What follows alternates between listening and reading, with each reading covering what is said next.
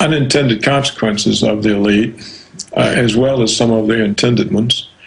You see, they're not just eating the country, and they're eating the Constitution. So when you eat the Constitution, you don't have any protection either.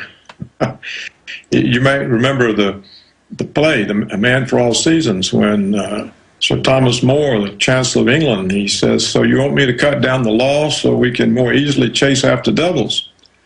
And what will we do when the law is cut down and the devil turns on us?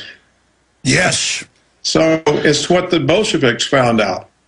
That's what the Politburo found out. They were powerless in the face of Stalin. There was no longer any law. There was only the decision of the General Secretary of the Communist Party. So this is, the elites are preparing their own grave, you're right.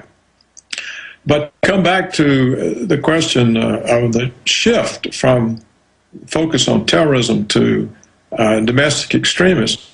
This is also part of the elite agenda, because who are the domestic extremists? For example, it's environmentalists who get in the way of fracking operations, of blowing up mountains to get coal, of putting mining ventures next to national monuments and parks, of polluting waters in the Gulf of Mexico. These people are inconvenient for powerful mining timber groups. You have other people who are in opposition to Monsanto's genetically modified seeds.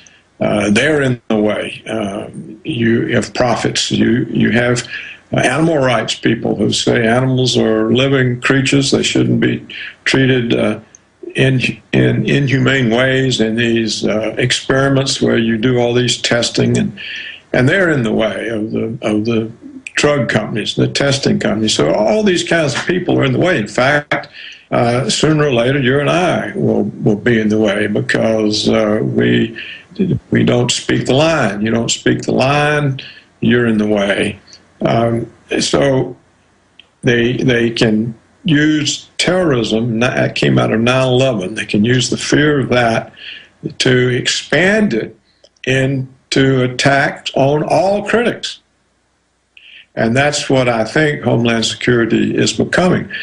And you see, why else is Homeland Security stopping traffic on the interstates, or going to bus stations and train stations? There have been no incidents, not even staged FBI instances. It's a total raw exercise of power to set the precedent. It's getting us used to it, accepting of it. And you have to understand that the young, they don't even know the old system. They only know what they experience now. So to them, it's just normal. If you get, you just got your driver's license, and you've not been driving. You're driving along the interstate, and everything's stopped, and they're inspecting you. Well, it's all you know. You grew up with it. So you don't know it's a police state. It's just what you know. You're not 40, 50 years old. You don't remember when something like this would have been inconceivable. So I think that's what's happening to us. And another thing that's happening is, you see, I think the war on terror is wearing out for them. It's been very profitable, but they don't win the wars. You see, if you're a superpower and you have to be in Iraq for 8 years, and the only way you can win is to put the insurgents on the U.S. military payroll and pay them to stop fighting. And if you're in Afghanistan for 11 years and you can't defeat a few thousand Taliban armed with AK-47, then your whole reputation as a superpower starts evaporating. So they've now announced they've beaten al-Qaeda. They're using al-Qaeda in Syria and also in places like Libya, just admitting it. Oh, this is the good al-Qaeda. That's why we stick our hand. Yeah. They got to have a new enemy, and so it's going to be China. Oh, yes. And the American people, though, if we're getting out of line, because they're saying we've won the war against al-Qaeda, and as you said, now let's have a war with China. Break that down. Well, they don't want a real war. They want a Cold War. See, the most profitable conflict was the Cold War with the Soviets. because everybody knew they weren't going to fight it because there wouldn't be anything left. But the Soviet threat was good for 4 or 5 decades of unlimited military spending, of unlimited CIA power. And the war with the hot war in the Middle East, it's not working for them. It hurts their reputation. It demoralizes the troops. Look, the suicides exceed the battle casualties. So they got to have a new Cold War, and the only real person they can pick on now is China. And that's why we had the naval exercises with Philippines a week or so ago. That's why we're building a new naval base in South Korea on an island. That's why we're sending Marines into Asia and Australia. That's why Hillary Clinton declared the South China Sea to be an area of American national interest. Sure, the Chinese president said 2 months ago, he said, prepare for war with the United States. Yeah. They're encircling us, but separately, then they pay with a bailout to move the Cadillac and Volt factories over there, and separately let them buy up our infrastructure. I mean, is that part of a double game? Well, I think it's 2 different interests. See, the choice of them as an enemy is new. The choice of them as a low-cost source of production is 10, 20 years old, and that benefits manufacturers. But the military security industry needs an enemy. So there is a conflict there between 2 powerful interest groups in the United States, but they'll keep it a Cold War. They don't really want a hot war with China. I mean, that's not what they want. They want a long-term threat that they can continue to spend unlimited money on airplanes like the F-22, which their pilots are afraid to fly, and which have now been grounded. They don't care. They don't want a real war. They want a long-term Cold War because they can forever hype the Chinese threat as to why they got to have a bigger defense budget and more power. So I think that's where it's moving, and that's why they're kind of shifting the emphasis. Now, the problem with them getting away from the Middle East is Israel, because Israel's still determined that they attack Syria and Iran.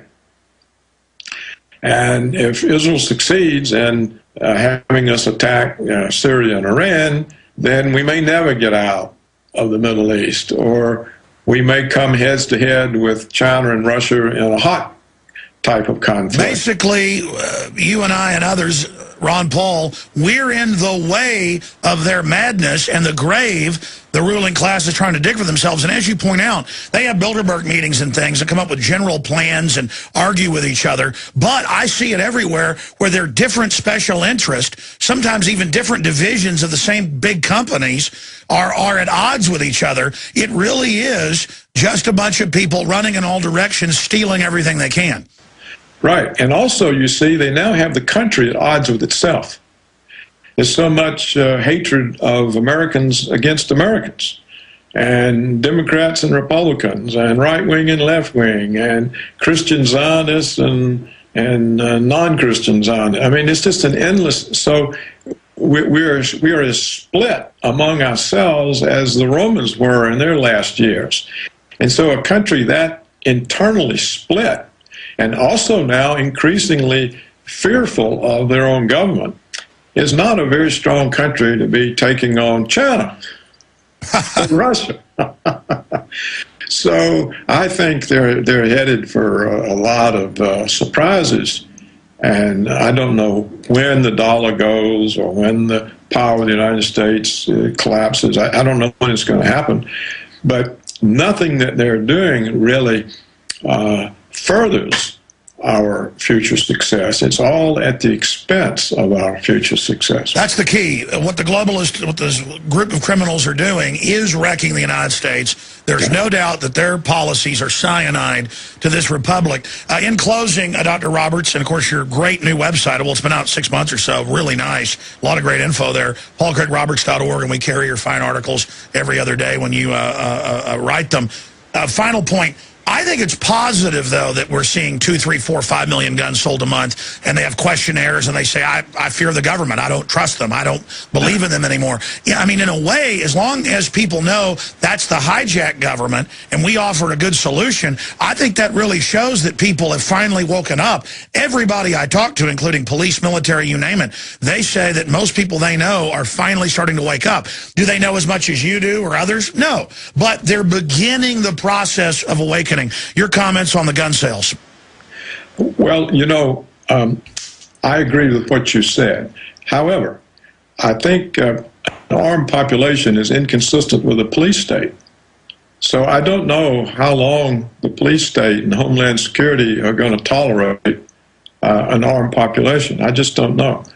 The only protective amendment left of the Constitution is the Second Amendment. All the others are gone.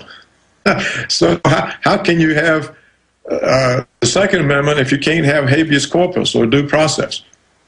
So and sir, you know history. That's what happened in the lead-ups in 1765 up to 1775, was they took all the rights an Englishman had, and they said, hey, we're Englishmen.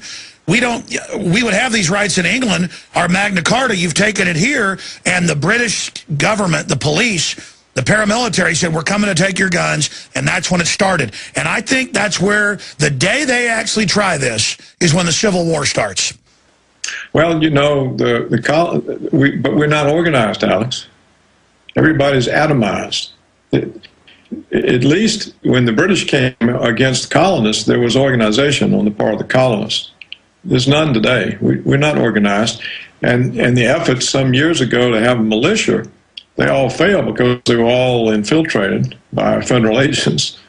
And so I just don't know if that's right. I mean, it's fine with me if it is, and I can be hopeful, but people, as far as I can tell, are not organized, and a lot of them that are collecting guns are really, they still think there's a Muslim threat, and the Muslims are going to get them, or some other racial entity, or it's not a uniform awareness of where the real threat is. But it is a reservoir that we can fully awaken.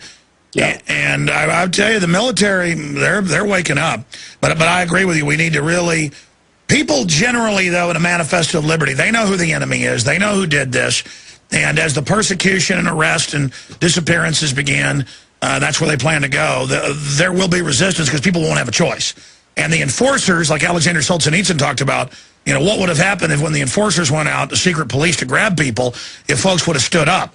And I think it's that simple idea of total resistance. Individually, leaderless resistance can't be stopped. And if 1% of 200 million, and that's what it's up to now, gun owners, resist, that's 2 million people. And so all someone else, yeah. I think the time to be optimistic is when the handful of cops beating up some hapless person are set upon by the large number of bystanders. And the cops are beat up or killed instead of the innocent person. I think when the people start responding to the police with force, they could very easily overcome the police simply because of the disparity in numbers. When that starts happening, then we can say the people really have woken up and really have had enough. Like in Greece, the people were throwing Molotov cocktails at the police. They were trying to kill them. And they beat them, too. That's yeah. And so I think... They haven't been drinking fluoride, Doc.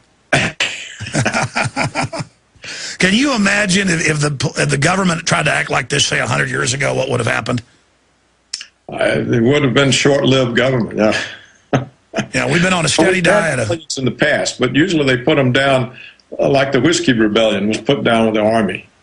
So, you know, they break all the rules and employ troops against the people when they feel they need to. So, I don't know. It remains to be seen how bad things get. I think you've got to have people quite desperate here before they actually take on the government. And they're not going to get that desperate suddenly. It's going to be a drawn-out process. Well, a lot of police I talk to are actually getting it now. and are criticizing the cases of people like Thomas Kelly, who they torture to death for fun. And I've seen in Latin America, when the police start beating somebody up, everybody runs in and attacks them.